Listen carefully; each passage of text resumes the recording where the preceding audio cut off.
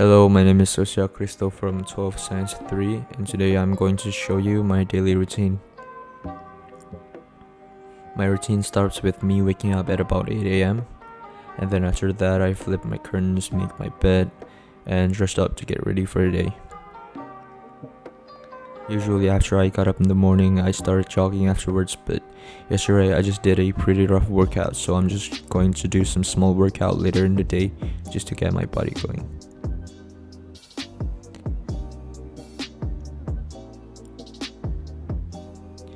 And when I got up, I like listening to some music piano jazz by Billy Evans from my speaker.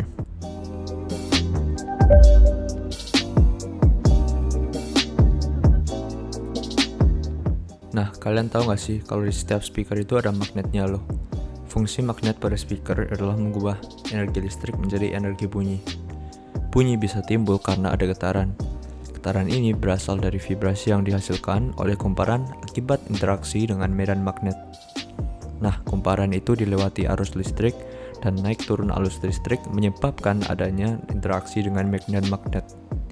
Sehingga kumparan yang bergetar dan selaput membran juga bergetar, menimbulkan gelombang tekanan yang terdengar seperti bunyi. Tanpa adanya magnet, speaker tidak akan menghasilkan bunyi atau suara. Sekarang saya akan menjelaskan sebuah hobi saya, yaitu membuat lagu. Dalam hobi ini, software yang saya gunakan adalah FL Studio 20 dalam Windows 10. Sekarang saya akan menjelaskan beberapa vokal yang saya gunakan, serta beberapa efek vokal yang saya gunakan pada lagu ini. Vokal yang saya gunakan adalah yang pertama main vocal, lalu deep vocal, dan high vocal. Untuk efek-efek yang saya gunakan untuk vokal ini, yang pertama adalah pitcher, di mana pitcher ini berfungsi untuk menaikkan atau menurunkan pitch dari suara yang saya record. Lalu efek yang kedua adalah reverb. Reverb ini sangat terkenal dalam komposisi-komposisi lagu, di mana reverb dapat menambah dry atau wet effect, bahkan size dalam suatu suara. Hal ini berhubungan dengan suatu gema yang dihasilkan suara-suara yang dapat kita dengar. Yang ketiga adalah EQ. EQ berfungsi untuk mengeliminate atau meng-cut suatu frekuensi yang terdapat dalam suatu suara. Pada saat kita recording mungkin terdapat suara frekuensi yang terdengar tidak enak, di mana EQ tersebut dapat menghilangkan suara tidak enak tersebut. Selanjutnya adalah new tone, di mana plugins ini dapat mengubah semitone atau menaikkan atau menurunkan dengan manual, sehingga kalau kita menyanyikan lagu yang false, kita dapat manually adjust the volume or voice dari plugin ini. Plugin yang terakhir adalah Maximus, di mana Maximus ini dapat menjadikan semua suara menjadi satu dan tidak terdengar jelek. Dan inilah hasilnya.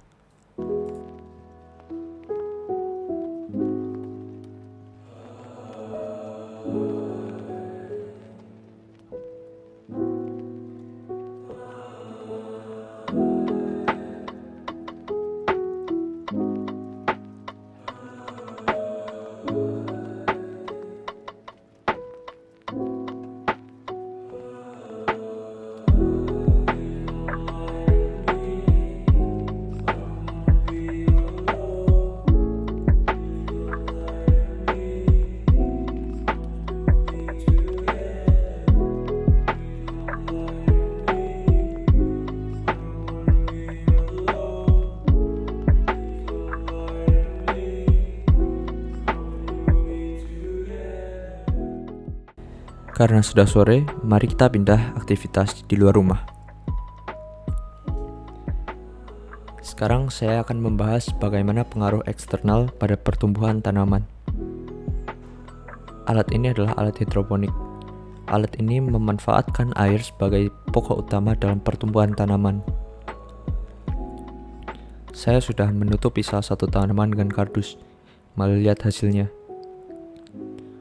Tanaman yang ditutupi dengan kardus terlihat lebih kecil dari tanaman yang tidak ditutupi. Hal ini membuktikan bahwa cahaya berperan sangat penting dalam pertumbuhan tanaman. Kalau sedikit cahaya, maka tanamannya akan menjadi kecil. Dan sebaliknya. Kegiatan yang selanjutnya adalah senam irama. Banyak manfaat senam irama untuk kesehatan tubuh kita. Manfaat yang pertama adalah menjaga berat badan. Yang kedua adalah baik untuk kesehatan jantung. Yang ketiga adalah meningkatkan stamina tubuh. Yang keempat adalah mengontrol kadar gula darah. Yang kelima adalah memperkuat daya tahan tubuh. Yang keenam adalah menurunkan tekanan darah. Yang ketujuh adalah membuat tidur jadi lebih lenyak. Yang kedelapan adalah meningkatkan suasana hati. Yang kesembilan adalah membuat cara kerja otak jadi lebih maksimal. Dan yang terakhir adalah untuk membesarkan otot. Kegiatan berikutnya yang akan saya lakukan adalah berlatih bermain basket. Saya berlatih bermain basket karena saya merasa ini adalah talenta yang diberikan Tuhan kepada saya. Seperti Matius 25 ayat 14 sampai 30 berkata, "Lalu datanglah hamba yang menerima 2 talenta itu. Katanya, 'Tuan, 2 talenta Tuhan percayakan kepadaku. Lihat, aku telah beroleh laba 2 talenta.' Maka kata tuannya itu kepadanya, 'Baik sekali perbuatanmu itu, hai hambaku yang setia. Engkau telah setia memikul tanggung jawab dalam perkara yang kecil. Aku akan memberikan kepadamu tanggung jawab dalam perkara yang besar. Masuklah dan turutlah dalam kebahagiaan Tuanmu.' Kini datanglah juga hamba yang menerima 1 talenta dan berkata, 'Tuan, aku tahu bahwa Tuhan adalah manusia yang kejam, yang menuai di tempat di mana Tuhan tidak menabur, dan yang mengungut dari mana tempat di mana Tuhan tidak menanam. Karena itu aku takut dan pergi menyembunyikan talenta Tuhan itu di dalam tanah. Ini terimalah kepunyaan Tuhan.'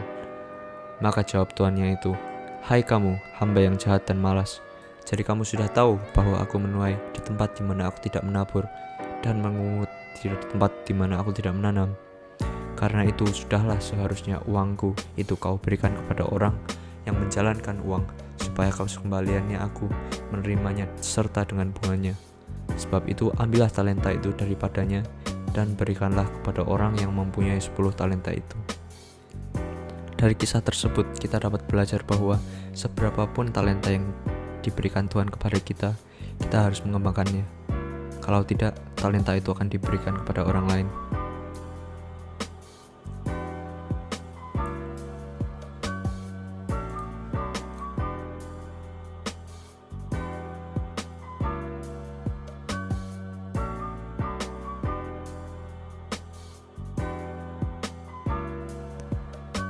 Setelah berolahraga, alangkah baiknya jika kita dapat memakan makanan yang bergizi.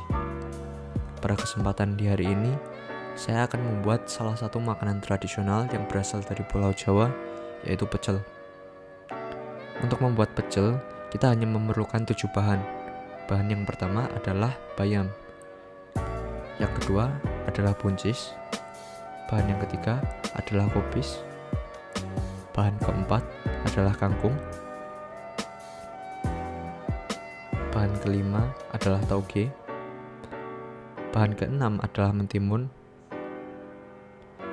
Dan bahan terakhir adalah saus kacang yang ditaburi di atas pecel. Pecel adalah makanan populer karena harganya yang sangat murah, serta rasanya yang enak, dan berbagai manfaat bagi kesehatan tubuh.